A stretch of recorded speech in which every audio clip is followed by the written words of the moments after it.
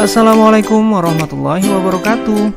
Hi everyone, welcome back to Just Speak English Club, sebuah channel yang khusus membahas semua hal berkaitan dengan pembelajaran bahasa Inggris.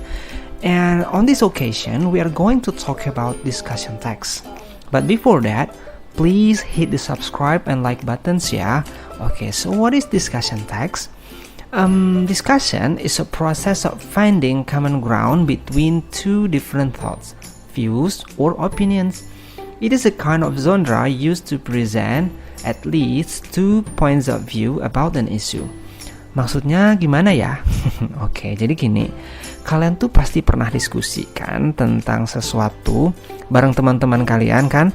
Entah itu lagi ngebahas tentang tugas sekolah, atau rencana membuat program sosial, atau mungkin juga sebuah isu yang lagi hangat di sekitar kita. Misalnya, wanita itu sebaiknya bekerja atau di rumah aja ya? Atau boleh nggak sih kita ngasih uang buat pengemis di jalan itu? Atau kalau menikah muda baik atau buruk ya? Nah, saat pembicaraan hal-hal tersebut nih, saat membicarakan hal tersebut, sudah pasti ada yang setuju atau enggak kan? Ada yang pro dan ada yang kontra. Dan tentu saja dengan menggunakan argumennya masing-masing. Nah, jadi teman-teman, singkatnya, discussion text adalah teks yang berisi hal-hal semacam itu. Sebuah teks yang mengetengahkan sedikitnya dua sudut pandang berbeda terkait sebuah isu. Nah, sudut pandang tersebut biasanya setuju atau tidak setuju, baik atau buruk, manfaat dan tidak bermanfaat, positif dan negatif, dan lain-lain. Jadi, purpose of discussion text atau social function-nya itu adalah yang pertama, to present two points of view about issue or problems. Mengetengahkan dua sudut pandang tentang sebuah isu atau masalah. Atau juga kalian boleh menggunakan yang ini, to present arguments from different points of view about issue or problem. Mengetengahkan argumen yang berbeda atau sudut pandang yang berbeda tentang sebuah masalah, intinya sama aja. Oke, paham ya? Oke deh. Selanjutnya, setelah membahas tentang social function atau purpose, kita akan membahas tentang text structure atau bahasa lainnya adalah generic structure. Nah, pada dasarnya text structure dari discussion text itu ada 3. Yang pertama adalah isu. Isu ini biasanya stating the issue which is to be discussed. Biasanya isu ini berisi tentang masalah atau problematika yang dihadapi itu apa. Nah, biasanya masalah-masalah yang diketengahkan itu adalah sesuatu isu yang bisa diperdebatkan. Kalau sesuatu yang udah jelas-jelas nggak bisa diperdebatkan, itu nggak bisa dimasukkan ke dalam discussion text. Contohnya udah saya sebutin tadi di awal. Oke. Selanjutnya, ketika teman-teman mengetengahkan sebuah isu, tentu saja isunya itu harus didukung oleh arguments. Nah, di sini ya teman-teman menariknya, karena di discussion text itu dibagi menjadi 2 bagian. Ada argumen yang pro dan ada yang cons. Pro atau for bisa juga disebutkan juga dengan argumen against. Nah, argumen pro ini biasanya presenting the point in supporting the presented issue. Nah, biasanya argumen yang for ini mengetengahkan sudut pandang yang mendukung sebuah isu. Gitu. Argumen-argumen ini biasanya diberikan penjelasan, elaboration, kemudian contoh-contohnya, contoh kasus dan segala macam agar mendukung argumen tersebut. Selanjutnya adalah ada argumen against. Argumen against atau argumen cons ini biasanya disagree ya, nggak mendukung dari isu yang ditengahkan di awal gitu. Kemudian yang terakhir ada conclusion atau recommendation. Nah, di sini teman-teman bisa memberikan saran atau kesimpulan dari diskusi yang sudah dibahas tadi gitu. Bisa ya? Oke deh. Selanjutnya adalah kita akan membahas unsur kebahasaan atau language features. Jadi ketika teman-teman ini membahas discussion text, di dalamnya itu biasanya terdapat unsur-unsur kebahasaan. Nah, unsur-unsur kebahasaannya akan dibahas berikut ini. Yang pertama adalah dia ini biasanya generic, human atau non-human participant. Maksudnya yang Yang didiskusikan ini adalah orang atau sesuatu yang bersifat umum atau general, bisa siapa aja atau bisa apa saja, yang penting dapat menimbulkan persoalan yang multi tafsir gitu. Selanjutnya adalah biasanya menggunakan additional conjunction. Nah, additional conjunction ini yaitu menggunakan kata penghubung atau yang berfungsi untuk menambahkan ide atau gagasan yang disampaikan sebelumnya. misalnya as well as, kemudian in addition, additionally, moreover, furthermore, beside, dan segala macam gitu deh.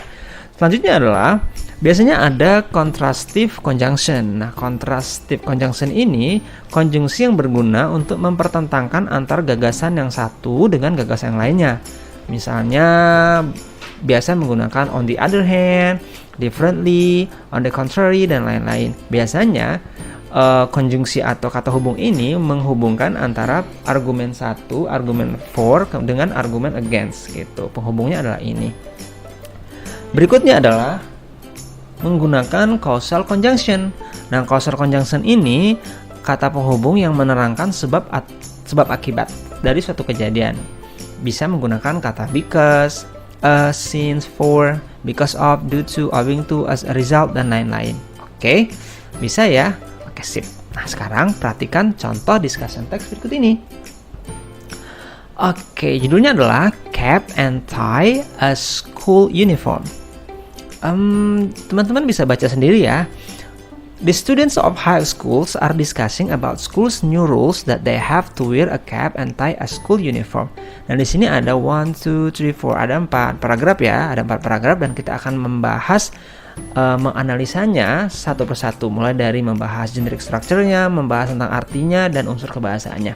Teman-teman bisa baca sendiri bahasa Inggrisnya. Kita akan bahas deh. Pada paragraf pertama di sini penulis menyebutkan sebuah isu yang dihadapi saat itu. Gitu, tentang pro kontra pemakaian topi dan dasi untuk seragam sekolah ya. Saya sengaja mencarikan teks yang pendek ya biar enak dibahasnya. Nah, ini disebut dengan isu bagian pertama ini. Lalu pada paragraf kedua diletakkan sebuah argumen for atau arguments argumen for atau arguments pro, di mana beberapa siswa setuju dengan peraturan tersebut karena menurut mereka topi dan dasi akan membuat mereka terlihat lebih rapi dan juga melindungi mereka dari panas matahari. Gitu. Sayangnya di paragraf berikutnya ada beberapa orang dan sebagian siswa nggak setuju. Beberapa kelompok lain tidak setuju karena menurut mereka topi dan dasi itu membuat mereka tidak nyaman saat belajar. Nah, bagian ini disebut dengan argumen cons atau argumen against yang menentang argumen for tadi. Gitu. Selanjutnya adalah di paragraf terakhir. Paragraf terakhir ini tentu saja adalah sebuah kesimpulan atau rekomendasi. Menurut penulis, topi dan dasi itu sebenarnya biasa deh. Bermanfaat, kok bisa bermanfaat apabila bahan yang digunakan adalah bahan yang berkualitas baik, yang dapat menyesuaikan dengan kondisi yang panas misalnya. Gitu. Bisa kan? Nah, setelah membahas generic structure-nya, kita lihat deh. Bila teman-teman semua perhatikan, isu yang disampaikan dalam teks ini berupa generic non-human participant. Nah, itu berarti language features-nya adalah generic non-human participant. Tadi udah dibahas gitu. Lalu, selain itu teman-teman juga dapat menemukan sebuah additional conjunction. Ada yang tahu kata apa? Yap, additional conjunction muncul pada kata additionally yang berfungsi untuk menambahkan atau mendukung sebuah argumen. Lalu juga terdapat sebuah causal conjunction tuh pada kata as yang artinya karena ya, berfungsi untuk menjelaskan hubungan sebab akibat dari kalimat yang satu dengan kalimat lain. Terakhir, teman-teman dapat melihat sebuah contrastive conjunction sepertinya. Yes. Pada kata apa? Pada kata on the contrary, yang artinya adalah di sisi lain atau di lain pihak atau berlawanan dengan hal yang tadi disebutkan. Gitu. Konjungsi ini berguna untuk mempertentangkan antar gagasan yang satu dengan gagasan yang lainnya. Nah, sampai di sini bisa dipahami ya teman-teman. Oke, jika masih mengalami kesulitan, feel free to chat me on comment section. Oke, that's all for today. See you on other learning videos. Bye bye.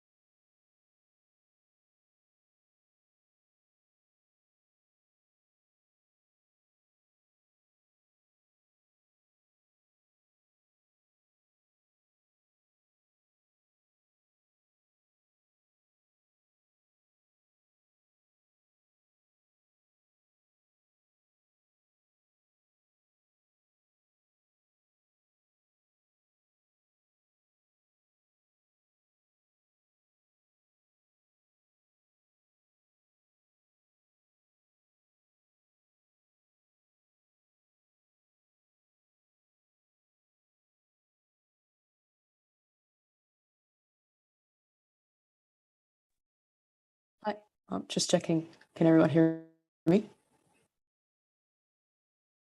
Yeah, you're audible. Awesome.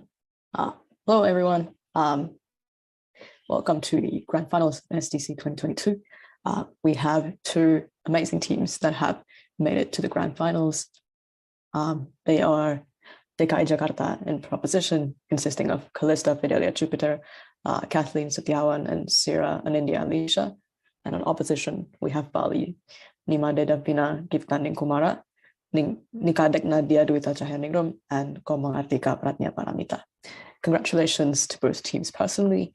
And also we have an amazing lineup of judges waiting for you. So I'd like to announce them now.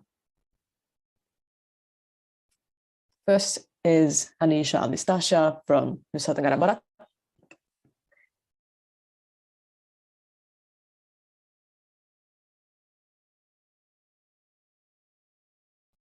Next up.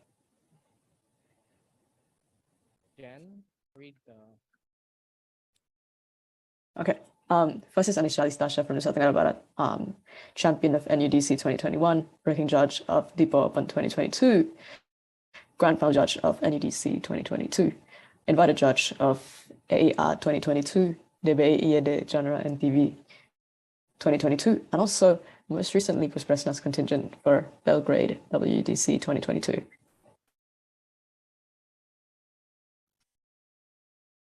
Next up, we have Astri Agustina from DI Yogyakarta, champion of Diponegoro Open 2022, and core adjudication panel of Founders Trophy 2021.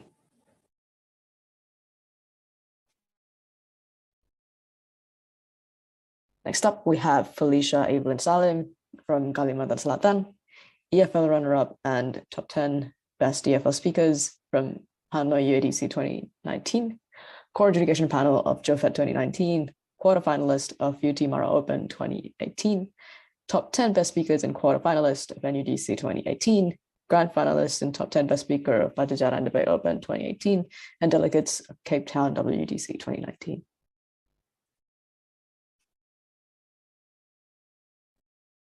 Next up, we have Gracia Prasetyanti Utami from DI Yogyakarta, champion of SCADC 2016, grand finalist runner-up of SMATCO 2020, Debat Open 2018, SARDC 2018.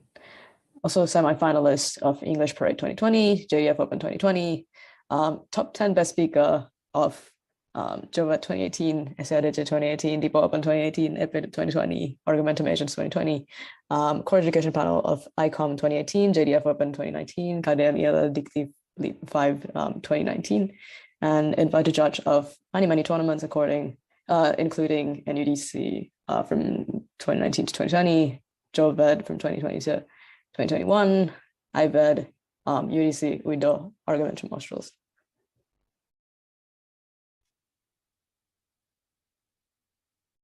Next up, we have Leonardus Hans Sebastian from Jawa Tengah, semi-finalist in the English as a second language category from Belgrade University, World Universities Debate Championship 2022, and then champion of NUDC 2022, Doc Spirituals 2022 EFL category, Hasanuddin BP 2021, UADC 2020 in the EFL category, and also grand finalist of Debat Open 2022, IBET 2022, IAO 2021, AER 2021, JDF Open 2021, SODO 2020, DFDO 2020. Also quarterfinalist and top 15 best speaker of NSCC 2019, core adjudication panel of IAO 2022, Argumentum Pro Ams 2022, and invited and breaking judge of UADC 2022, Argumentum Antar Siswa 2022, Argumentum Australs 2021, ALSA OE 2021, UIDO 2020, and Nijmegen Open 2020 as well. Next, we have Mayral Daya Arumnisa from Jawa Tengah, champion and top 15 best speaker of NUDC 2019, core adjudication panel of NUDC 2020, IBET 2020, co-third best judge of IBET 2022.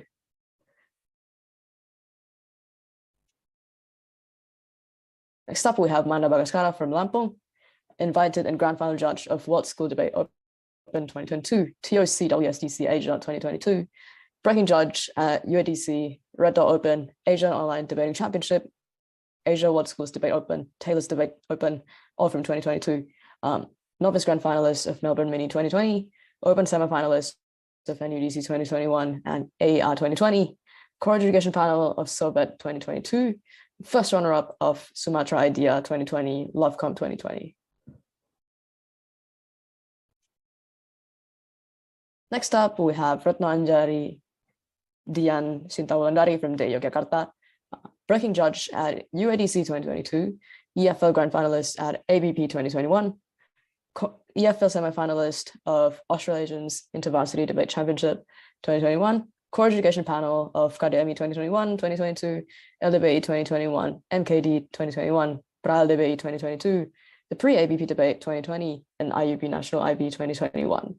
Lastly, Grand Final Judge of CUDC 2021, the Debate Open 2021, WDF Pro-Ams, Youth Debate Open, Judo Eminence, LUMS IB, ITEO, SMASH, and Help Debate Challenge, and SIDO.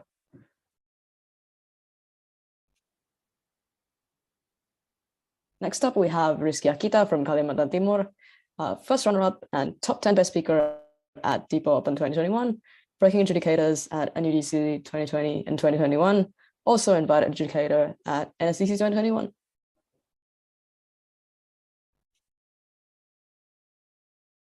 Next, we have Upi Abdurrahman from Jawa Barat, Core Adjudication Panel, 6 times NUDC, including 2020 to 2022, ABP 2021, NSDC 2021 and 2022, Australs 2021, UADC 2020, Theology Open 2021, ANU Pre-Australs 2021.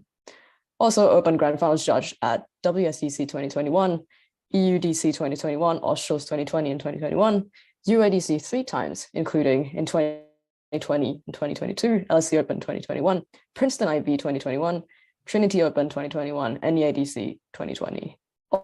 Also the head coach of WSDC Indonesia team in 2022.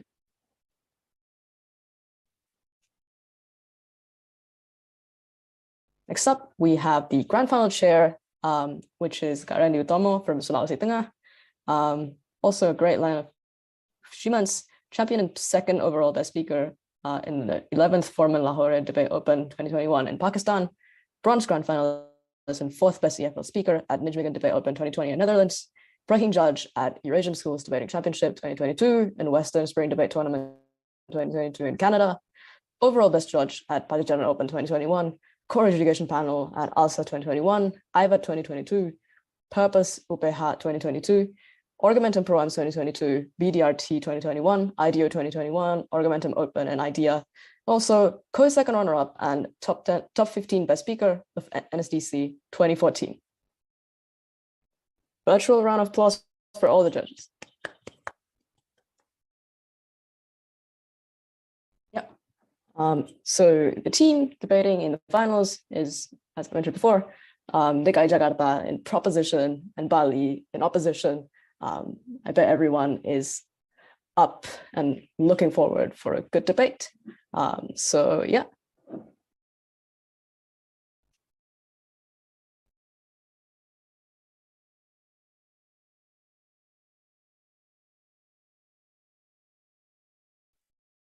Giving it over to the chair.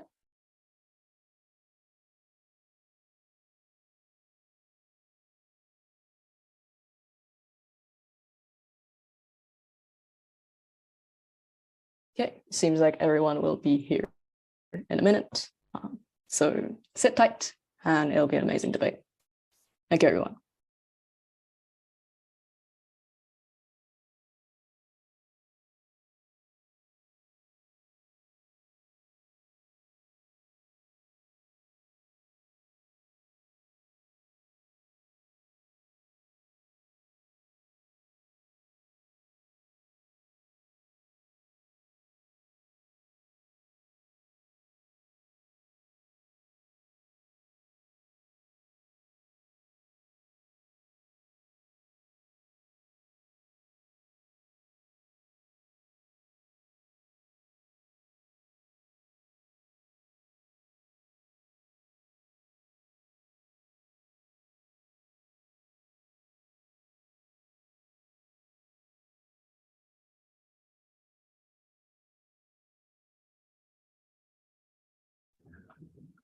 All right.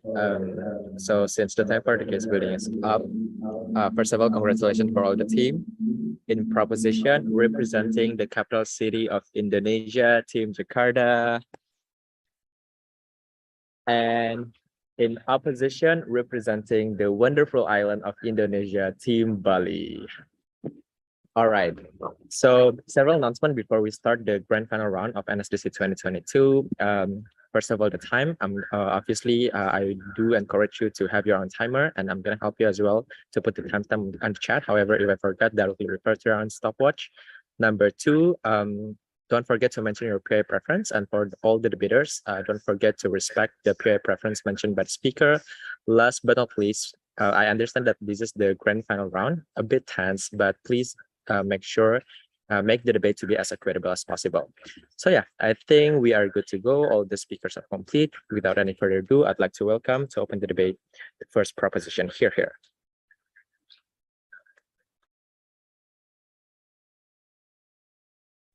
Right. Sorry.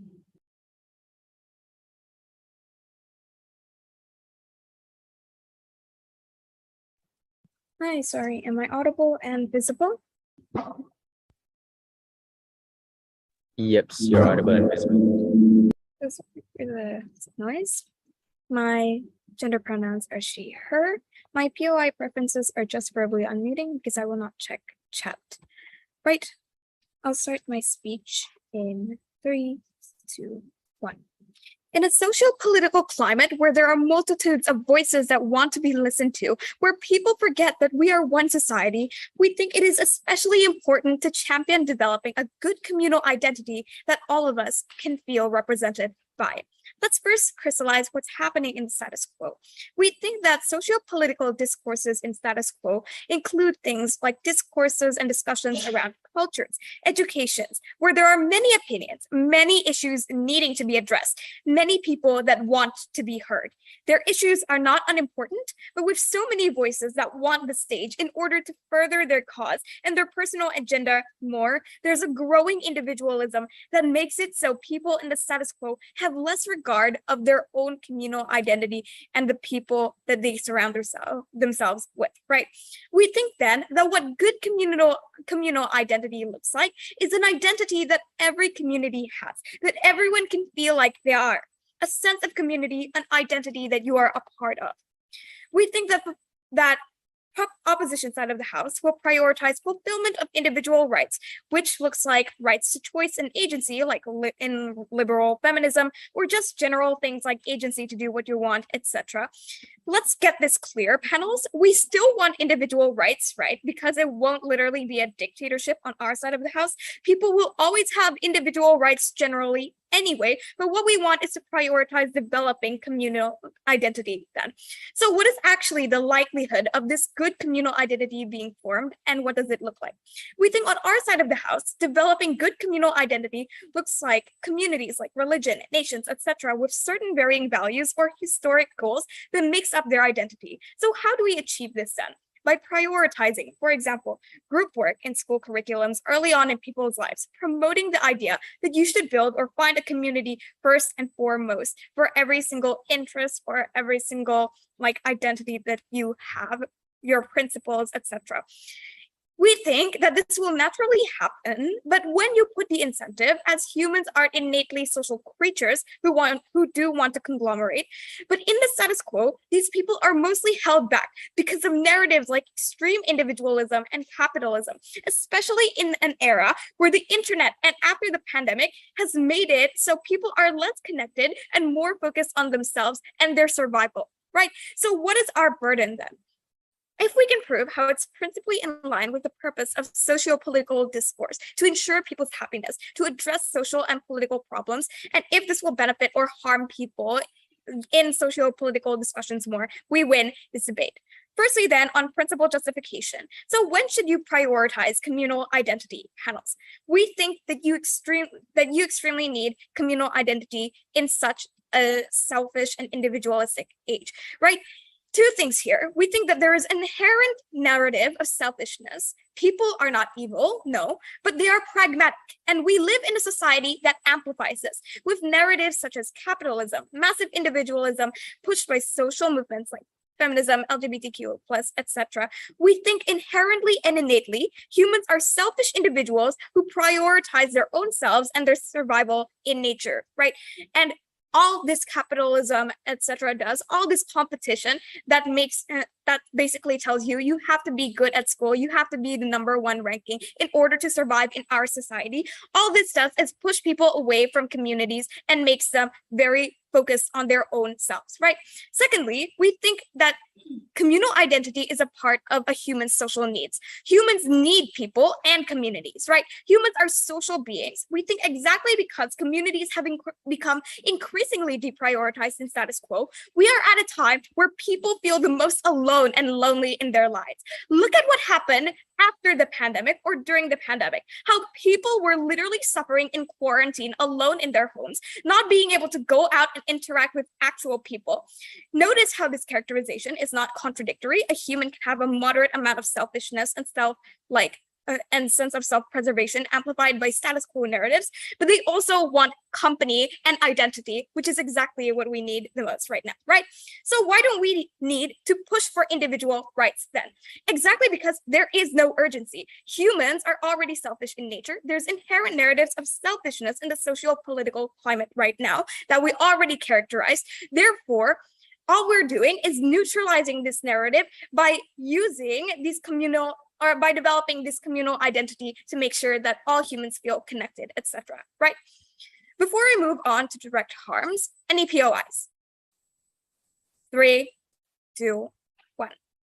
Second argument then, what actually happens on their side of the house? We think that their side of the house has a couple of direct harms and direct benefits then. We think that we better minority individuals' lives while they make it worse. We think in the context of the current socio-political sphere, solving issues and rights has become an extremely complicated and needlessly and extremely complex problem. We think that within individual rights, each person focuses on what rights that they can get and their own, right?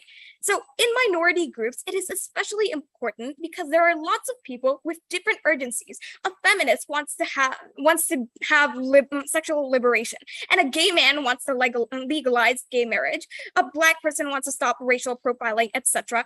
Notice how these problems in the status quo are often competing for attention from the masses instead of actually being addressed one by one, right? Certain minorities have to compete in order to get media press attention on all of these issues that happen to be most likely will be intersectional in the first place.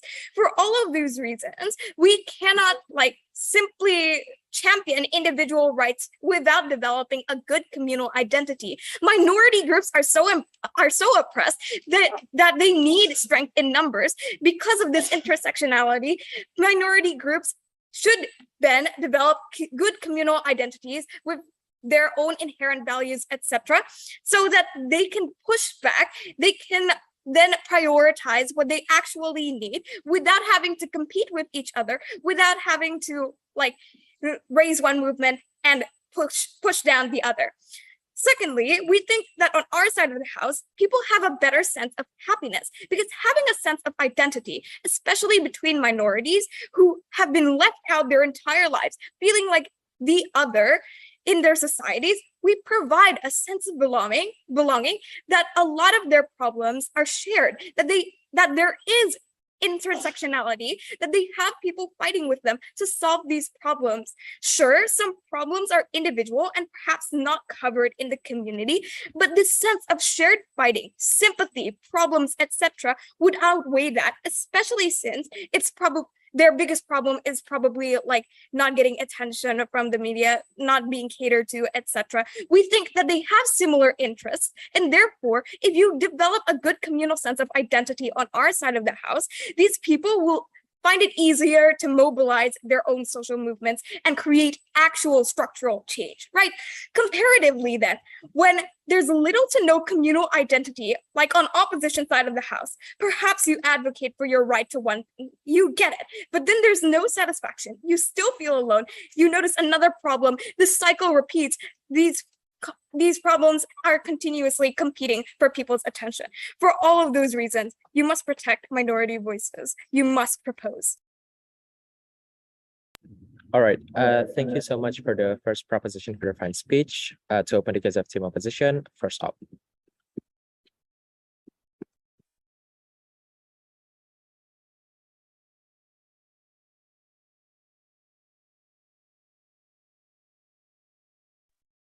Hi, before that, I just want to check, am I audible?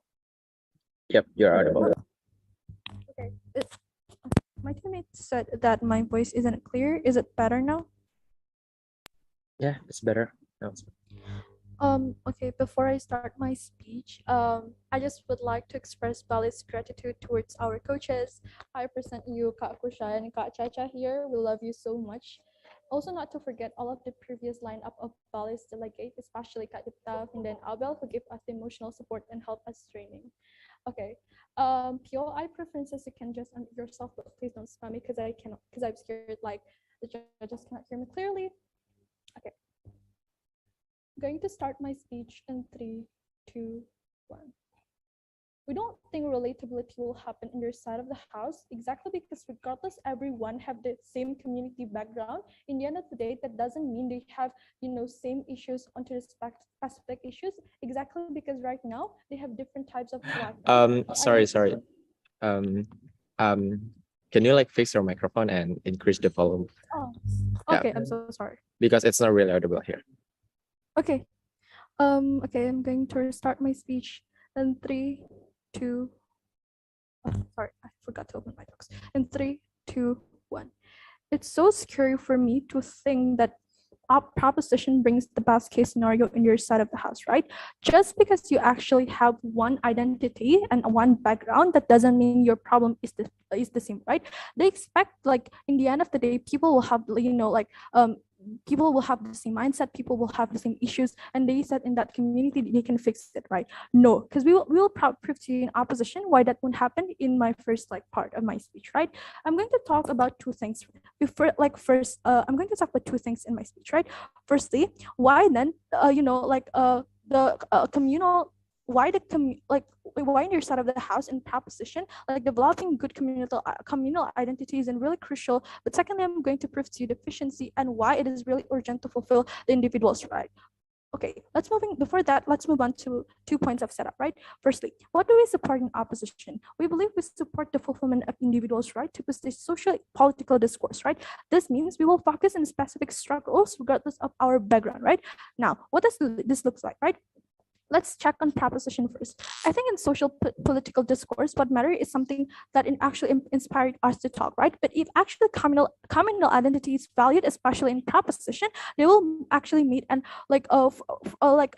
force other people to talk, right? Therefore, it may actually make this discussion counterproductive, and I will explain that more. But secondly, if we focus on individual, right, we focus on expressing our struggles as blunt as possible, right? That's why it was actually very productive compared to proposition, and that's what I need to pinpoint, right? Moving on. Before I moving on to my first areas of issues, I have one point to just note up in my speech, right? I think their whole case is actually assuming that the live right now is very, very good, and actually there's no struggles at all, and somehow community itself doesn't have different types of mindset, even if they are actually in one types of identity, they have the same identity, right? Because do not this just because you have the sense of belonging, that doesn't mean the problem is finished, right? What they need to prove to you is that why the essence of brotherhood and family outweigh your fulfillment of life and success, basic human rights, and they haven't been correctly to talk about in the current status quo, right? In their side of the house, because there's so much opinion, you have so much conflict in that community, you're clashing one another, even if you want social political discourse, right? Now we think that the aim of discourse is actually when you come into the government and if you actually have so many to talk thing to talk, even if you have like even if you're in one community and you have like one identity, that doesn't mean your mindset is the same, right? That means in the end of the day, government won't even like accept and would not accept anything from you, exactly because you are rambling, you are clashing towards one another, you have different mindset. I think with that we prove to you and how in the end of the day your whole stances will just fall, right? Let's move on to the first areas issues, right? On why actually the communal identity is not important here. Let's be realistic. People need individual right to live, right? Sure, you have brotherhood, but your minimum wage doesn't, like wage will not cover anything in your life, right? Now before that, let's like identify several things. Firstly, what is social political discourse, right? It was actually a discussion where people are talking in a political manner with the other part of society, right? What does it mean? It actually used in a certain origin or even like strive or also have the aim of reaching a majority goal for the betterment of today, right? Secondly, then what is the problem identification here? Firstly, we think that there's actually less participation in politics, right? But secondly, in this case, you actually want to vote who benefit you the most, who you think will bring development towards your country into the better future, and you want to take stances, right? Lastly, though, in this question, what kind of struggle that we are actually talking about? Let's say that you are actually part of LGBTQ plus community, or you as a person in poverty, or even like as a Muslim America, right? This thing happen very often, regardless of your communal background. So we want to protect these people, right? We understand that they have different community to talk these issues, right? Let's move on then to their like case, right? The characterization of communal, right?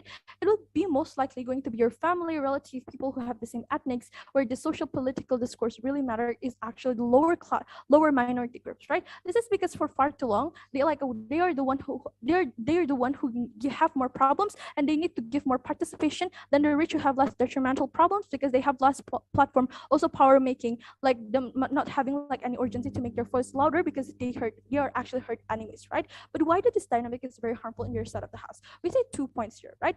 Firstly, in a lot of like minority poverty groups that are actually very very rich with the culture, you tend to be conservative with your values, right? This will look like on how like as Balinese, my parents will actually force me force me to pray Balinese force me to go with the culture anyway. And when you're actually several types of Muslims in Indonesia, you are actually going to force with hijabs, right? That is because because there's actually a historical background for far too long, and that is why they feel that actually put in some kind of prescription of like a religion in itself that feels that your culture needs to be stick with them, right? That's the first one. But secondly, or even if you're actually not conservative, it is still a risk for a person who will actually talk about like certain taboo issues because you don't know how they will react, right? You will be just there because of the same culture background, right?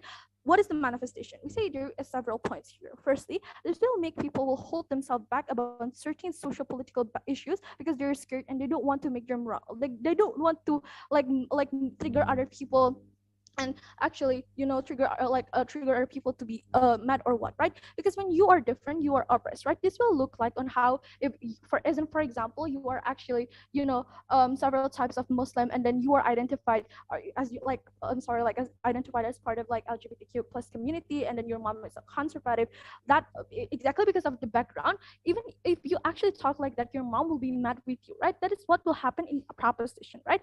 But lastly though, regardless you're conservative, at the end of the day, proposition cannot prove how one communal identity have the same individual issues, right? This will look like me, Davina, and Artika as Balinese, right? It have like one communal identity, right? But our mindset is very different. Probably I'm gray area people, Davina are very liberal, and Artika is conservative, right? This will look like my problem is about poverty, Davina's probably bi, and her parents doesn't accept her, or even like Artika have other kinds of problem, right? That's the thing that proposition can prove to you, right? Because they're scared. What is the manifestation? We say one point here, participation. There will less issues that are going to be triggered because people are scared to talk. But secondly, actually diminish the essence of discourse. That's why there's no going to be alternative, and this will look like you will never go to Banjar to talk about poverty in Bali, or even like as Christian you want to go to church because you're scared, right? Let's move on then to my second areas of issues. We think that in our side of the house, the purpose of social like political discourse is to trigger check and balances through people's awareness, right? clarification. Just because we deem individual right as crucial, that doesn't mean the communal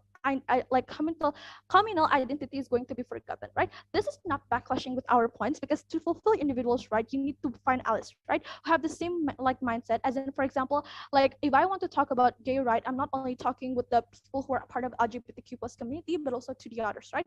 But one problem identification, right? Especially when society are trying to trigger participation about how you're talking about minority issues, therefore it will actually be the discourse that actually manifests it later, because we have allies, right? As in, like, for example, families that can also spread discourse and assure people, like, guys, we are standing for the one that aren't actually bad, right? This will look like if you want to talk about LGBTQ towards the conservative, most likely they didn't hear you because you're gay, but they will only hear straight people on different type of mindset, right? The concept of propositioning to prove is that how, without the help of allies, your aim of the political discourse will be implemented, because do notice that most likely you will be, you will actually trigger fatigue in your side of the house on how people will think, why don't my suggestion gets implemented, exactly because people have different mindset, right? I think through that point, we have managed to prove to you the most like a better one, or like alternative is our side of the house very proud to oppose. Right. Thank you so much for the first fine speech. To extend the case of team proposition, second prop. Yeah, just making sure that I'm audible. Yep, you're perfectly audible. All right, thank you. My PI preference is just through unmuting. I'll probably won't be able to check the chat. And disclaimer, I'm going to talk about minorities, so I hope I don't offend anybody. This is just for the sake of competitive debating. I'll try to be as sensitive as possible. Having noted that, then I'll start my speech in 3, 2, 1. When capitalism is already entrenched in humanity's flesh and the sense of individualism is glorified to the point that there's small room of criticism towards it, Team Jakarta believes that you need a counterbalance. That is our path of victory in this debate. We posit that you need a constant reminder in this social political discourse about the value of community and communal identity, that you live in a society with conflicting interests, with different identities and privileges, and to some degree, you need to contribute to make the society better. Panels, the purpose of social political discourse is to bring constructive developments in society. We proved in Kathleen's speech why redistribution and strategic social justice movements will be more efficient under our side. LO did not prove otherwise. We clearly won the first speaker exchange. Before I move on to my clauses, a couple of important clarifications I want to note out first. Firstly, this debate does not happen in a vacuum. Note the wording in the motion that says in today's social political discourse. That means the context of today's world is that capitalism and liberalism are the winning narratives in a war of ideologies. What does this mean then? This means that there is a glorification of individual success without clear ideas, that are a lot of people behind you. That is exactly why we feel the need to thank our coaches, because that is the reason we're here today in grand finals, right? That means that we're supposed to be reminded that we are social creatures with a cost of living in community. They never told you why that is not important. Secondly, what are the manifestations of this communal identity narrative? The concept of redistribution in nationhood, for example, the affirmative actions in education and government institutions, or it could even look like the concept of taxation. Opposition never proved why these are bad in the whole LO speech. Before I move on, I just want to note out a strategic mistake under side opposition that cost them this debate.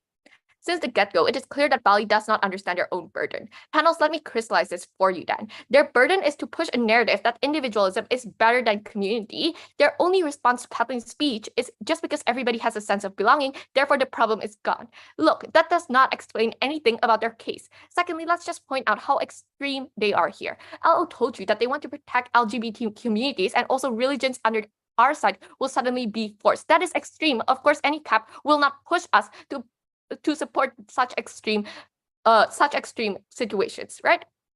Having done with that, then let's move on to my clauses. 3 contributions in my speech. Firstly, I'll talk about the urgency and the necessity for each side. Secondly, I'll deal with the issue of quality and the value of communities. And thirdly, I'll run a new extension about how communal identity narratives push for a fair structure of society. Let's move on to the first clause then, on the urgency and necessity. We told you clearly why it's so urgent, because under their side, you glorify the sense of self. This looks like Elon Musk being a successful partly because his dad is the owner of a very lucrative diamond mine in South Africa from the apartheid. Or Bill Gates got the first investment for Microsoft due to his parents' network.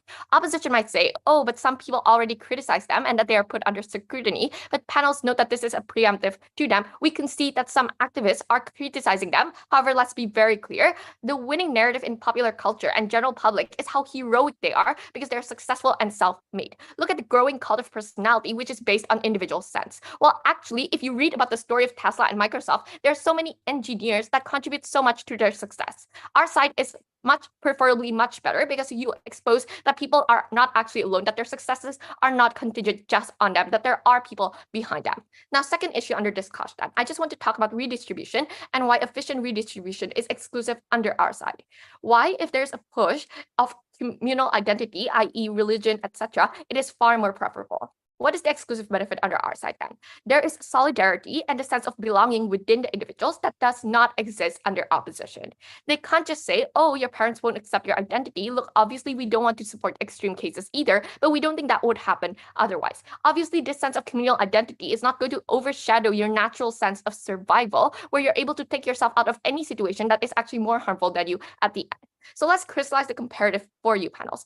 Good communal identity means that you take in more people's interests and needs and blur it into one identity. So it would look like the concept of nationhood, etc., where a lot of people get together for a better cause. Let's compare to the full extent of individualism that side opposition perpetuates. Literally, the current narrative of capitalism is an exact reflection of this, where figures like Elon Musk are throwing funds into unnecessary projects when that could literally be used for helping others. We think this is a direct product of what opposition supports. Two structural reasons why opposition already lose. We understand that we're not on the populist side, but we already told you that there is an inherent cost of living within society. It means that you cannot just do whatever you want because you enjoy it or for the sake of your individual happiness. But secondly, we told you that there is a basis of reciprocity. We would argue that a person who is part of certain communities, you also gain a lot of benefits from them. Therefore, it is not justified to always ignore them and to always prioritize yourself. Why is this far too late for your second and third to save them? Even if we take them at their absolute best, what this does is fuel your own needs at the cost of other people. Everything that you achieve is something that directly benefits you alone. We cannot live in a world like that.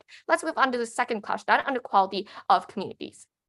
They told you that you will clash with each other in community. Look, this is just ridiculous. We don't get the correlation with our case, right? Yes, you probably won't get along with everybody within your community 100% of the time, but that does not crumble any part of our case. That does not crumble any of our benefits. Just because you fight once in a while does not mean that you literally will not care about each other at all. That just as soon as you fight, you won't actually appreciate what they do for you. That suddenly you will not feel like you belong in the community. That does not engage with the full extent of the analysis Kathleen already told you about why that brings a much more better sense of happiness. This clearly flips their narrative that minorities will be oppressed. Why? Because if your parents believe that they're not entitled of your identity and that they actually understand that there's something bigger than themselves and their ideals, more likely they will try to listen and be more open-minded to accept you for who you are. Clearly, we flip all of their benefits while all of ours still stand. We clearly take these two cautious. But let's move on to my extension then, how communal identity narrative pushes for the fight for a fair structure for society. But before I move on, is there any POIs? POI? All right. Yeah. Individual fulfillment means just trying to fulfill issues that aren't inherent or communal, like what PM said, such as like feminism, and we still use the essence of community by social movements. Why suddenly do we have the burden to defend individualism? No. That's literally what will happen. That is a direct product of what will happen under your side when you support the sense of individualism, the sense of individuality over communities. When you prioritize yourself over communities, that is exactly what happens. You cannot run away from your burden. So let's move on to my extension that Kathleen already told you an important nature of human, which is selfish and always seeking to fulfill their interests. In my extension, I want to add that another distinctive human nature is that humans are entitled and always want to believe that who they are and how their needs are the most important thing. That is the most important thing in today's debate because it shows that naturally humans always want to make sure that everything they do is acknowledged by others and that they also shine individually. Therefore, we argue that in social political discourses, you need a constant reminder that without others and your community, you might not even be successful. On opposition, when you continue the glorification of individual rights, you have two exclusive harms. Firstly, you diminish other people's presence, their existence and importance in the community because you feel like you are the most important. That is the direct result of what happens under side opposition. They can't just run away from it, right? So what are the tangible harms and how do we actually change it under our side? This could look like how Jeff Bezos, for example, exploits his Amazon workers because he believes that he is probably the reason for the success of his company, that is literally the reason, without actually thinking about other people behind him. The community identity narrative is a constant reminder that at the end, in order for you and your interests to be fulfilled, you need others. It emphasizes the importance of community. So for example, corporations under our side would give better benefits to their workers, etc., because their owners or CEOs, etc., would realize that without their workers, their companies cannot run. Those are exclusive benefits under our side that side opposition can never have. Clearly, we benefit the most vulnerable in our society the most. For all of those reasons, we beg you to propose. All right. Thank you so much for the second prop for the fine speech. Next to extend the case of team opposition. Second up. Hi, cool. I'm so sorry. I need to tidy up and read up my paper just like 10 seconds again. Can I have time for that? Okay, cool. Thanks.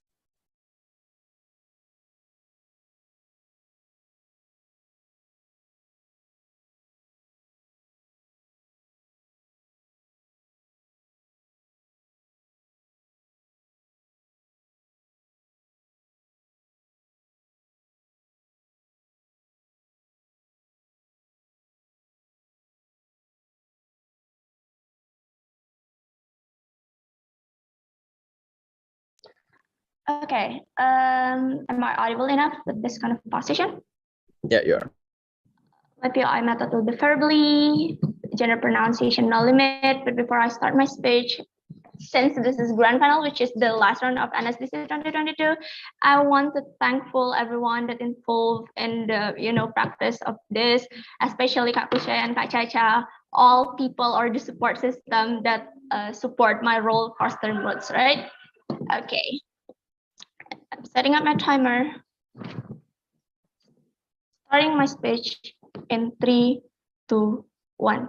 I think proposition is the one that admit we're actually talking in today's socio-political discourse. The moment actually Calista bring up in her speech that they give you how selfish Bezos is actually by exploiting Amazon people or like workers this is the exactly example how they actually do not engage with the socio-political discourse because it's not related that much. What we need to debating for is how this kind of fulfillment of individual rights, or rather than the development of good communal identity, then will make a socio-political discourse condition will be better, which side can provide you a better condition or world then, right?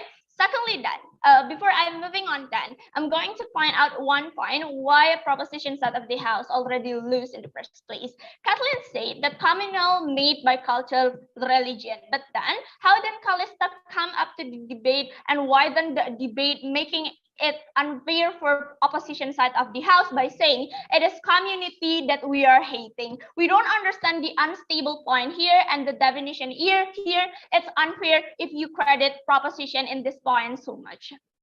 Panel, I'm going to talk about several things today. Firstly, I'm going to talk about the essence of socio-political discourse, and secondly, then I will answer the question that they brought up about why we're not going to trigger individualism under opposition side of the House. Moving on to my first clashes about the essence of socio-political discourse. Ladder.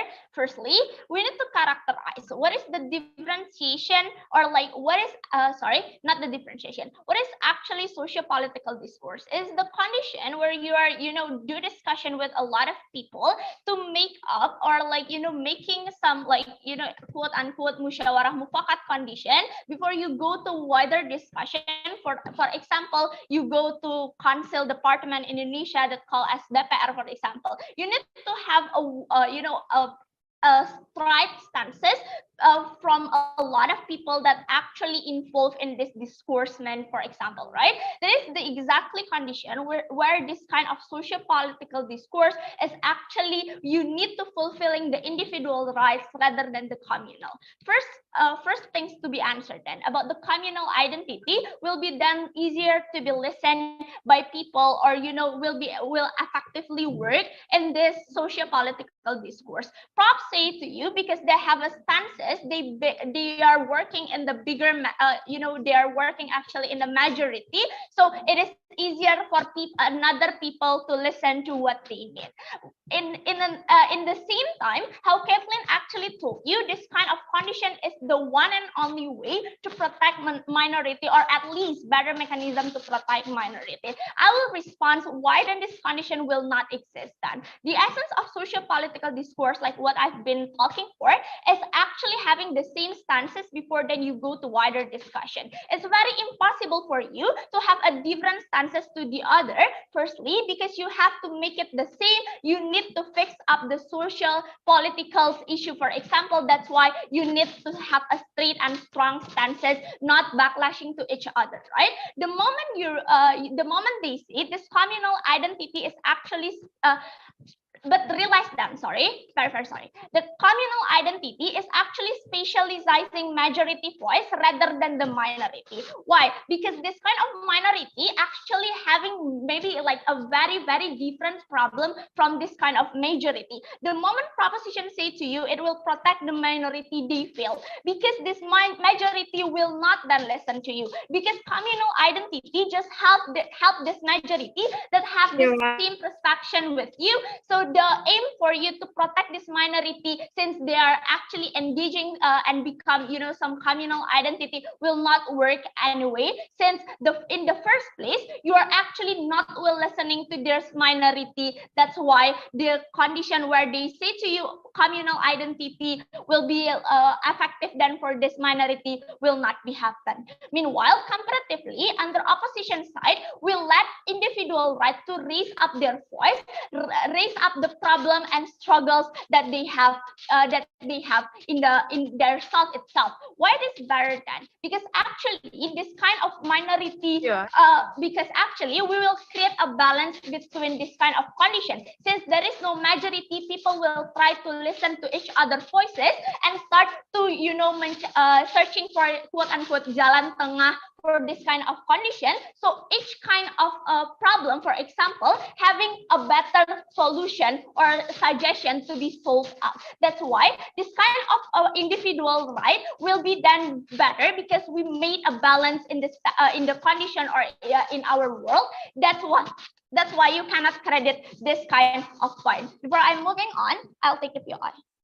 Communal identities are not just religion, it's also nationhood and the concept of tax. On our side, you understand that there's a cost of living and benefiting from your society. That means you would want to care more to pay your taxes, etc., because you want to redistribute. Why is that bad?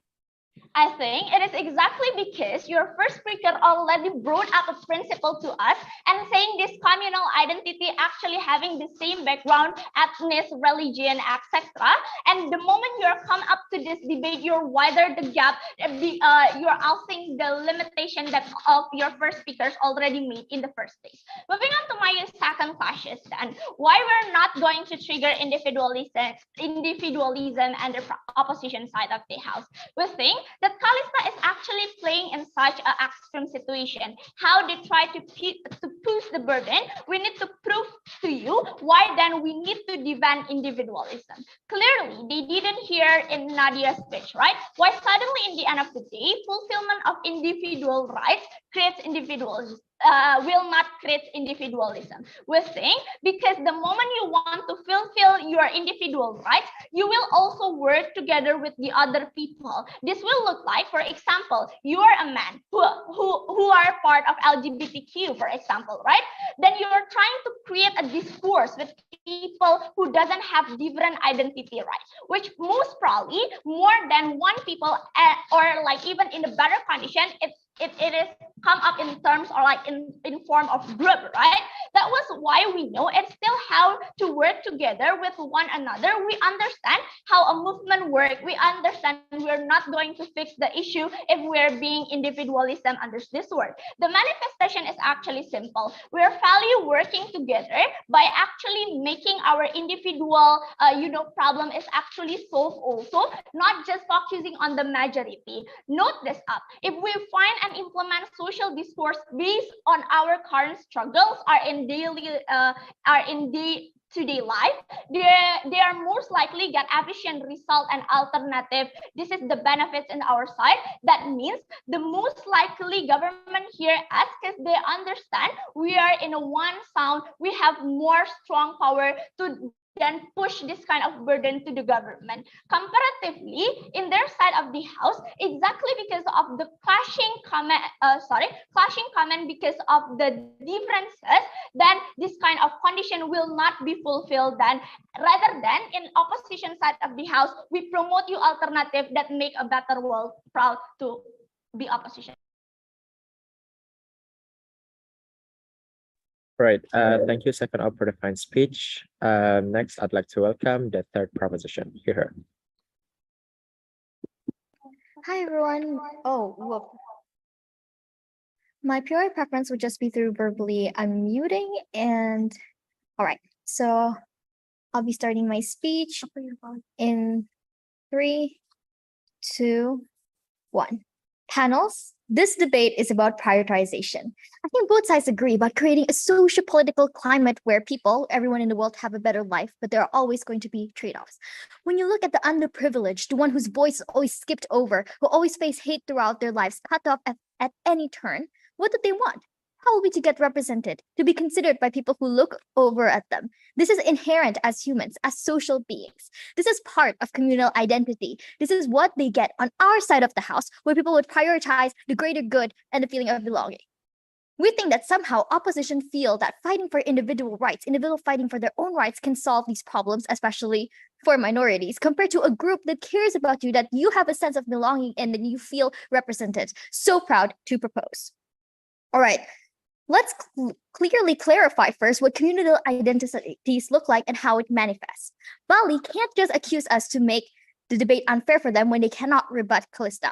We told you clearly since Kathleen's speech, and even echoed by Callista, that communal identities are not just religion. The manifestation of the narrative is a couple of things. Firstly, nationhood and the concept of tax. And secondly, on our side, you understand that there is a cost of living and benefiting from your society. That means you would want to care more about others. You want to pay your taxes because you understand how you benefit from it and how the people that you care about, your other fellow citizens, would care about it. Because you would want to redistribute. And why is that bad? Because let's truly be clear on both sides' burden. And then the second of Bali clearly misunderstood our setup. Kathleen says that on this communal identity, we have the same ideals that may include the same background, etc. And we also told you intersectionality exists. It's funny because Bali seems to think that in our world, a woman can only be part of women and cannot be part of Black. In our side of the world, these women will belong to both communities. That's why don't credit them on these panels. We also told you that minorities often have the same problems, right? Would you even deny that they need and want to be listened to by the majority and the people in power, and that intersectionality exists? They never even tell you why they'll guarantee that all people would even be listened to on your side, with everyone prioritizing their own agenda, which rights they feel that they most want and which rights they feel that are most taken by them. This focus would create a disturbance and won't solve it efficiently. So what is both sides' burden? This is a debate about social-political discourse. Proposition burden, which we fulfilled since Kathleen's speech, is why community identities is better to enhance in society, and that will be even proven through the clashes.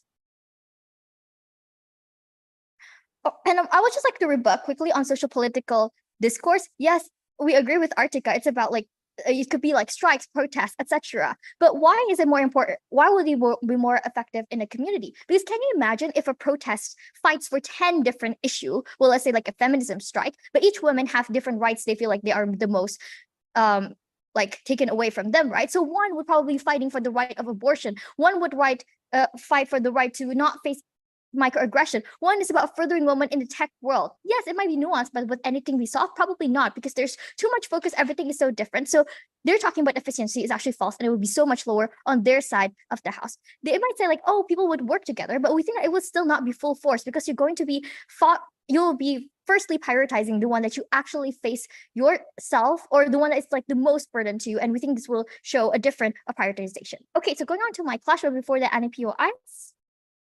3, 2, 1. All right, so first class, urgency, which is the more urgent to be focused on communal identity. Communal identity or individual rights. Let's talk about the urgency here. They told you that communal identities oppress minority. Two responses to this. Firstly, let me point out that this is a worst case scenario without any structural reasoning. For this assertion to fly, they need to tell you that majorities are extremely selfish and evil to begin with. They never explain anything about it. But secondly, let's truly frame this debate. On both sides, everyone will still live in a community, right? Whether they are majority or a minority, everyone's a social creature. That means, panels, the delta in the debate is which side makes the life of the minority better. Bali gave you an analysis about sexual orientation, how density works, about how their parents will be mad, etc. Here's the thing. When everyone understands that they are a part of the community, they would more likely be less entitled and also try to understand others because they know that there are other things that are bigger than themselves. They care about these opinions and happiness of other people in their community. So they are more likely to actually consider their side of the view first before their own individual rights that they want to fight for. If you fight for individual rights, you might say like, oh, I'm fighting for my individual right to say my opinion. But when you have a communal mindset, you will think about other people first before all of your individual rights, especially in families and in small communities and in bigger cases.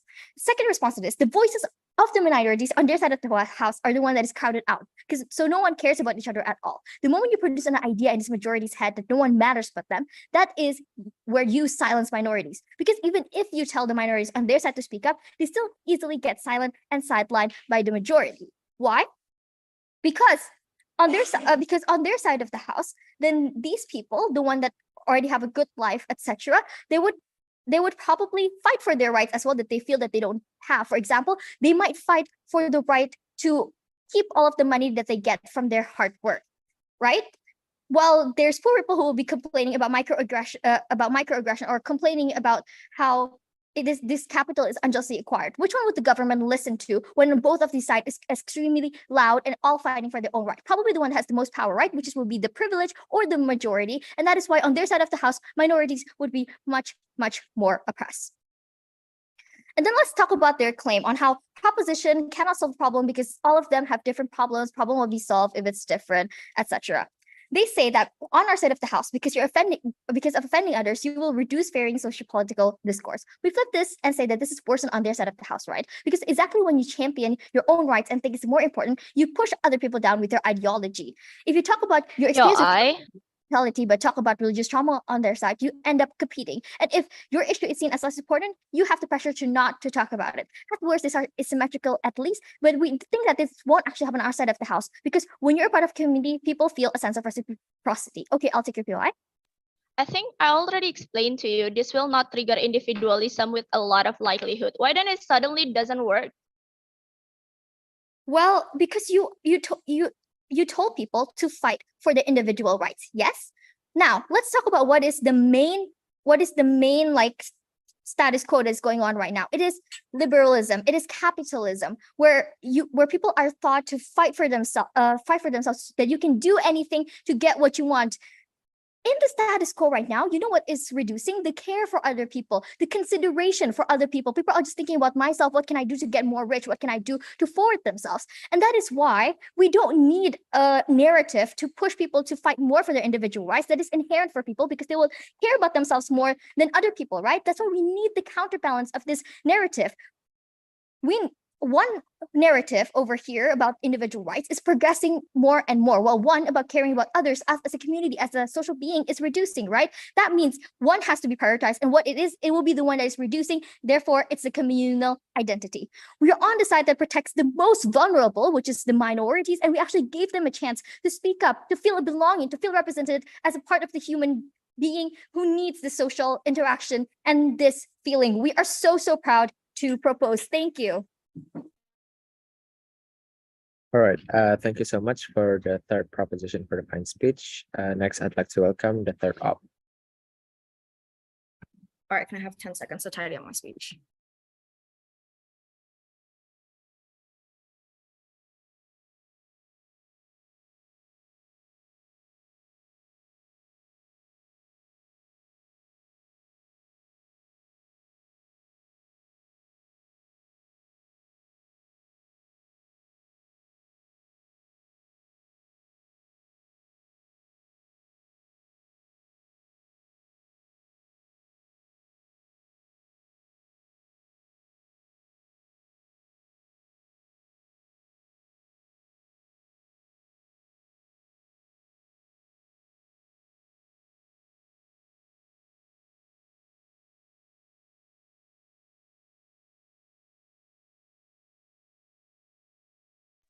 Hello, am I audible?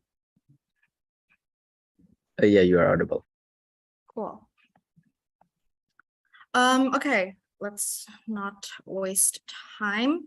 I feel like all my teammates have already said all the thank yous to our supporters, so let's just have a great debate. I have my timer set here. Pronouns will be sure, her, preferred PI method will just be unmute yourself. I try to answer if I do have time. If I do not, I apologize. I'll start my speech in 3, 2, 1. As much as I want a supportive Balinese big community backing me up, I can't and won't have that, because with the same background that we have, it means we have our own sets of struggles. But in addition, my own individual struggles isn't aligned with my cultural background, and forcing them to utilize their sympathy to feel for me is burdening them with having this in their heads at all times. And because I also have sympathy for them, because is this the direct impact of prioritizing communities, like communal in identities, I won't say it. And that is what's going to happen in proposition side of the House. Socio-political discourse aren't going to be productive. We're so proud to oppose this motion. Okay, we support the prioritization of our own life struggles discourse with intentions of wanting to alleviate certain issues, with bringing the end result of the discourse to towards the government, or trying to any efforts of alleviating it. But that does not also mean we will also abandon all sense of community. I will move on, explain that further on in my clashes and rebuttals. But before that, I would like to explain a few reasons why they've lost this debate from the get-go. We think proposition lives in utopia by prioritizing communal identities for the sake of belonging, completely ignoring the urgency of people to basically live and not only survive but thrive on their own. Proposition never proved how that is less important than having a family to go back to, because the community will be all chaos when they don't prioritize their well-being first. It's not selfless, it's just burdening. Secondly, just because we prioritize individual rights does not mean we want people to be individualistic. We think the BOP thrown by Team Jakarta is unreasonable and unfair, since fulfilling individual rights means individual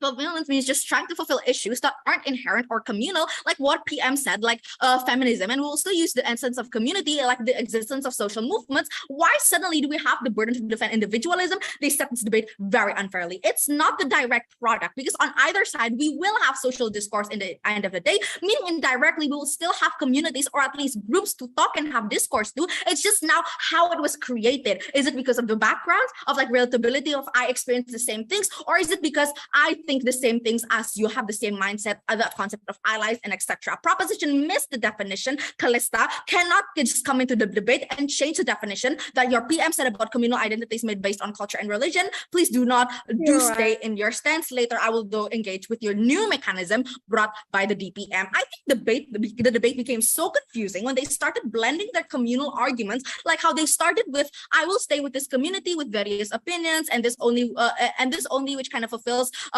their BOP. But then as speakers go, like the second and then third speaker, they suddenly change and say that we will be part of different communities at the same time, like social movements. Can I remind you that the second you join a social movement, you express your individual rights and you want to fulfill them, and you find other people who have the same mindset of you, meaning you prioritize your own interests and not stick with the community that you had.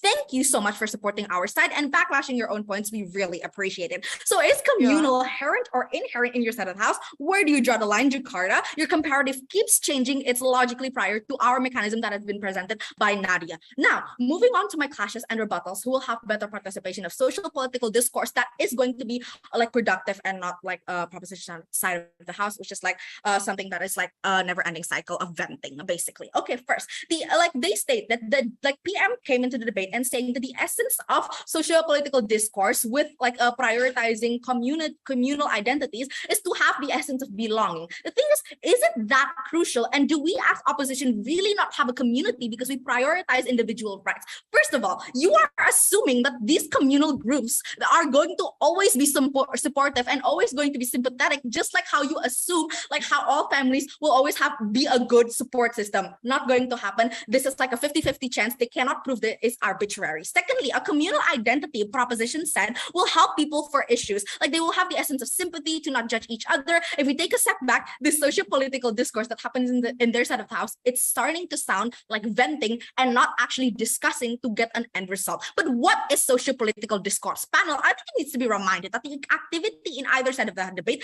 is the same with the socio-political discourse. The debate is now supposed to be who will have better socio-political discourse, communal or communities who prioritize individual rights. But let's engage with the idea that communal can also be reached in tax and other sectors. Basically, you experience the same things. First of all, it is incorrect for you to champion this, because the second you want to champion something that is like that happens with you individually and not inherently, it is no longer communal, meaning you backlash your PM's mechanism and setup. But continuing, like, even if, like, why socio-political discourse is so vital and why we want to trigger participation here before I start, like, because after discussing, you have the right to demand needs to cater to your issues later to the government and such like that. Like, either you want to figure out your stance, like with picking a politician, a candidate, and etc. It's not a mere conversation in a coffee shop that ends in nothing. It's something that needs to have a solve factor to it. This is what we think proposition is missing in the debate. They don't realize the impact of your conversation after, and the fact that they didn't continue this with how it will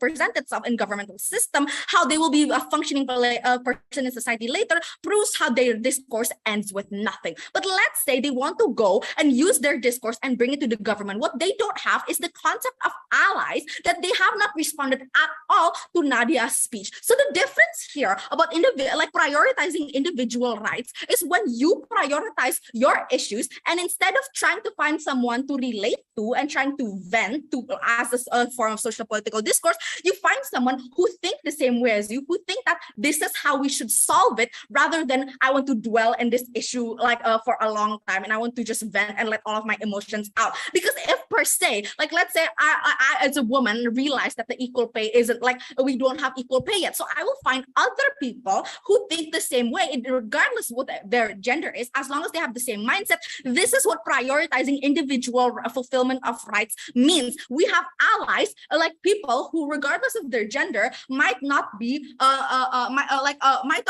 what the people who experience these issues, but they understand enough to realize that this is an issue. Now, why it is very important is because when you want to try to solve a problem, we need to realize that the world doesn't always will listen to a minority or listen to you straight up, a person who has these issues. You need an ally to connect you as the person who relates to it as the victim here, and the person who has the power to change your fate and to help you out. This is what is missing, and propositions out of the house that we have clearly explained will only exist in our side of the house. This is the tipping point of the debate. We have the ally that people will understand, and because society will listen to this person that is already deemed as accepted in society, and they have the opinions, they will most likely be listened to rather than you as a minority straight up. This will look like how even if you are an environmentalist, you cannot just go up into the White House and want to make a speech. You need to have connections in that White House as a form of ally.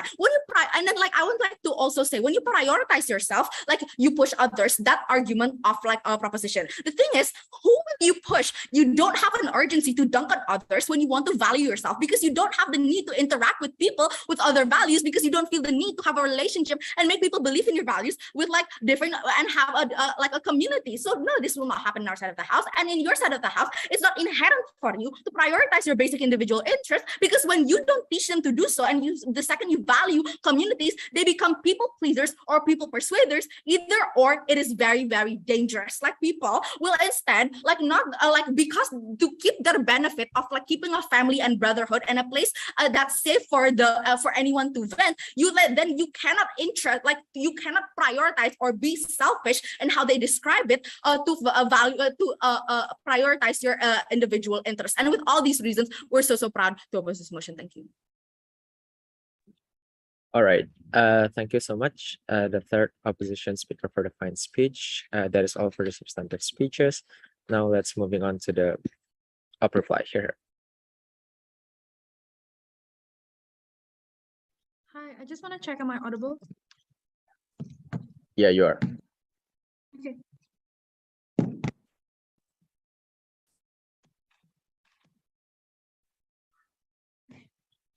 I'm going to start my speech in 3, 2, 1.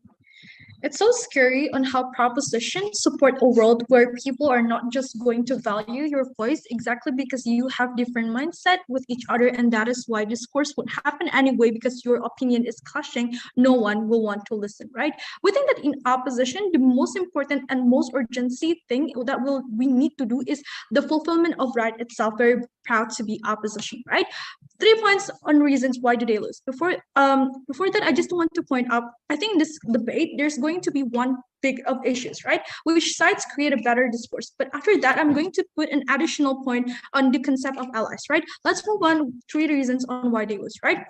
Firstly, we think that proposition live in la la land, right? Suddenly their benefits all stack beneficially, right? But proposition never proves to you how is that actually less important than having a family to go back to, right? Because the community will all be chaos when they don't actually prioritize their well-being first.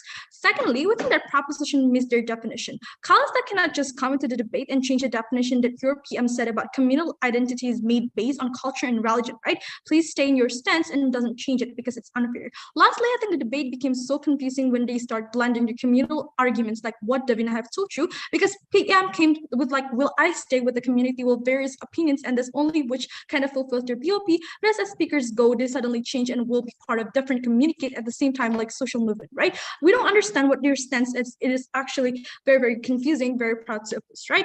Let's move on then to the clash and areas of issues. Which sides could create a better discourse, right? They said in proposition, it will be very beneficial because there's a sense of brotherhood. That is why it's going to be very easy for us, right? But what do we respond to this, right? In opposition, we said that just because you have the same background doesn't mean in the end of the day you will have the same mindset, right? This will look like how even if you go to Banjar and Bali, like a community of Hindu people, that doesn't mean you can talk about you're part of LGBTQ plus community, because that doesn't mean all the Balinese people are liberal, right? This means in the end of the day, people are really scared to talk in public because they don't know how like other people will react to their stances, right? Which we think that this will diminish the sense of discourse in social politics, and it was actually very urgent because you actually diminish the urgency in this debate on how people would have any participation at all in terms of discussion, right? But especially in the end of the day, you won't even like attract government because you're actually rambling around. You're not even in unison, right? You don't have the same opinion. That is why in the end of the day, this won't never work in your side. But what do they say other than that? And they say that in our side of the house, just because we actually fulfill, this kinds of rights of individuals, we suddenly were going to be individualistic, right? Do notice that just because we actually prioritize the individual rights, that doesn't mean we want people to be individualistic. We think that BOP thrown by Jakarta is really unreasonable and unfair, since fulfilling individual rights when individual fulfillment means just trying to fulfill issues that aren't inherent or even like communal, right? Like what PM said, feminism, and we use the essence of community by social movement, right? And why do suddenly we have the burden to defend individualism, right? It's not the right for that, because on either side of the house, because we have social discourse, meaning indirectly we will still have communities or at least like groups to talk, and that is why we understand like to each other that like individual is not good, and that's why in the end of the day people are not going to be individualistic, right? But lastly though, I'm going to talk about the concept of allies, right? Do notice that concept of allies is very important because it actually trying to trigger participation, because therefore participation, especially the discourse aimed is to actually manifest it later, because we have allies as in, for example, families, right? That can also spread the discourse and assure people that guys, we are like standing what we are actually standing isn't bad, right? This will look like as what Davina have told you. If we want to talk about LGBTQ towards a conservative, most likely they didn't hear because you're gay, but then they only hear the straight people, right? That's why in the end of the day, by actually focusing on the fulfillment of individual rights, we can attract more people and more accurate in the end of the day. The concept of proposition needs to prove is how then without the help of ally, your aim of political discourse will be implemented, right? I think with those reasons, the way here is that we give the self-fulfillment, the capability to fight for yourself, the comfortability, very proud to oppose. All right, thank you so much for the opposition reply for the fine speech. To close the entire debate, I'd like to welcome proposition reply. Yeah, just some confirmation that I'm audible. Yeah, you are. All right, thank you. Before I start, because Jakarta recognizes the importance of communal identity, we'd like to appreciate all our coaches. Anyway, I'll start my speech in 3, 2, 1. Panels, this is the grand finals of NSDC. Let's debate clean, unlike Team Bali, whose strategy is only to accuse non-existent contradictions. Look, Jakarta's stance has been very clear since our PM speech. We told you that communal identity's narrative is about the idea that there's a cost of living in a community. You need to acknowledge the community's values, and you can't only think of your own interests all the time. We never said that communal identities mean that everybody will be forced to adopt exactly the same identity with zero self-determination. This manifests in different concepts, which Kathleen already told you about: religion, nationhood, cultures, taxation, and redistribution. Because the basis of taxation and redistribution is that you need to contribute to your society. Bali, listen, this is what nuance looks like. Stop accusing me of changing the definition in the middle of the debate. Panels, let's take a step back and revisit how the debate went, because Bali made this debate really extreme. Look, Bali's assertion is based on the premise that minorities will always be oppressed by the majority in all types of communities because majority rules. Let me tell you that not only is this actually extreme, but this problem is hinged on the idea of a flawed political system which does not provide platform for minorities to speak up. This problem is not exclusive and contingent on the concept of communal identities. Look, on both sides, minorities will exist. Everybody will have self-issues and life struggles. Even Taylor Swift wrote a lot of songs about her insecurities in her new album, right?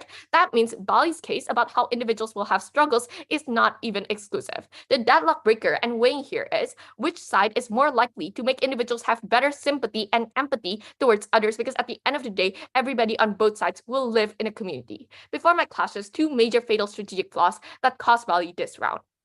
Firstly, their stance is never clear and contradictory since the get-go. LO told you that they don't like the concept of religions and nations because it's coercive in nature. Thus, that means they want people to have an absolute degree of self-determination, which is equal to supporting individualism. However, DL came into this debate and brought a lot of analysis about the importance of gotong royong, and in her POI to Chira, she literally said, we don't want to trigger individualism, when their burden is literally to defend individualism narrative in social political discourses. Note that opposition whip brought up allies, meaning that they literally have blurred lines between our two sides, and they have crossed over to our side. So thank you, Bali, for contradicting your own stance in 3 speeches and giving us the win. So let's analyze the 2 clashes in this speech. Firstly, which one is more necessary in today's context? And secondly, the weighing of benefits that both narratives bring. So onto the first clash then, on the necessity, we posited 3 things since the beginning. Firstly, that there are other overwhelming narratives within our society, and we told you inherently humans are selfish and would prioritize themselves. That is why there is a necessity for this narrative pushing for the importance of communal identity.